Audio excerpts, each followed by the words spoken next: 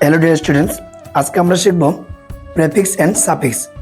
এই প্রেফিক্স এর সাফিক্স ক্লাসটা কিন্তু খুবই সংক্ষিপ্ত, তবু এই ক্লাসটি খুবই উপকারিত হবে, কারণ এই প্রেফিক্স এর সাফিক্স দিয়ে তোমরা নতুন নতুন ওয়ার্ড তৈরি করতে পারবে, এমনকি তোমাদের শূন্যস্থান আসে পরীক্ষায় ফিল ইন দ্য ব্ল্যাঙ্কস। তো অবশ্যই এই ভিডিওটি তুমি মনোযোগ দিয়ে দেখো, তোমাদের প্রত্যেকেরই কাজে লাগবে। চলো, প্রেফিক্স হচ্ছে প্রেফিক্স আর সাফিক্স যোগ করে তুমি একটা ওয়ার্ড আরেকটি নতুন পার্ট অফ স্পিচে রূপান্তরিত করতে পারবে। মানে প্রেফিক্স আর সাফিক্স যোগ করে তুমি নতুন একটা ওয়ার্ড তৈরি করতে পারবে, সেটা হতে পারে অপোজিট, সেটা হতে পারে synonym. Okay, what is prefix? Prefix কথার অর্থ হলো উপসর্গ। উপসর্গ মানে কি? কোনো শব্দের আগে যে বর্ণ বা বর্ণ সমষ্টি বসে তাকে প্রেফিক্স বলে। বুঝতে অসুবিধা হলো? তাহলে এক্সাম্পল দেখে নেই। ফর এক্সাম্পল দেখো, ডিস প্লাস অনেস্ট, ডিসঅনেস্ট মানে অসৎ। ইম যুক্ত মর্টাল, ইমমর্টাল অমর। ইন যোগ জয়, এনজয় উপভোগ। নন যোগ স্টপ, নন স্টপ অবিরাম।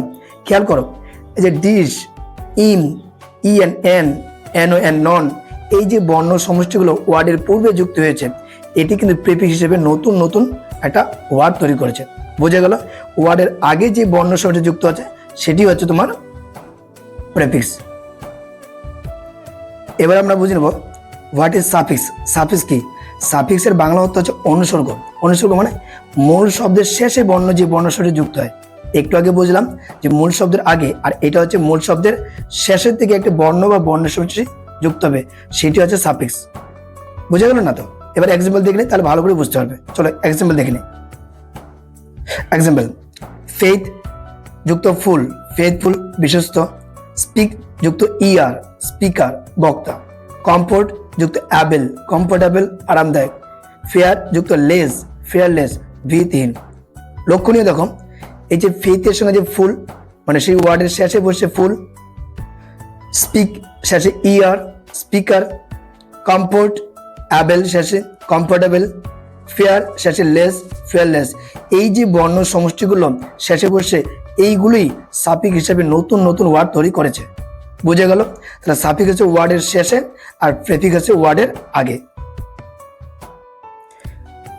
প্রেফিক্সের মাধ্যমে কিন্তু গঠিত শব্দ সাধারণত মূল শব্দের বিপরীত অর্থ দেয়। কি বললাম? প্রেফিক্স মানে তুমি ওয়ার্ডের আগে প্রেফিক্স যুক্ত করে তুমি সেই শব্দটাকে বিপরীত শব্দ করে দিতে পারবে, কিন্তু সাফিক্স বিপরীত শব্দ হয় না। বুঝে গেল? তাহলে প্রেফিক্সে কি কি রয়েছে যে বর্ণগুলো তুমি আগে বসিয়ে বিপরীত শব্দ করতে পারবে? Dis, il, im, in, ir, re, mis, non, un, be, e and in. এই প্রেফিক্সগুলো যুক্ত করে তুমি মূল শব্দকে বিপরীত শব্দ করতে পারবে। আর সাফিক্সগুলো কি কি এক নজরে দেখে নাও। ফুল, লেস, নেস, লেই, অ্যাবেল, অল। এই যে সাফিক্সগুলো তোমরা এগুলো এক নজরে দেখে নিবা। এইগুলো যুক্ত করে কিন্তু সাফিক্স করা হয়, মানে সেই একটা নতুন একটা ওয়ার্ডে পরিণত করা হয়। বোঝা গেল? এই ক্লাসটি কেমন লাগলো অবশ্যই তোমরা আমাকে কমেন্টে জানাবে।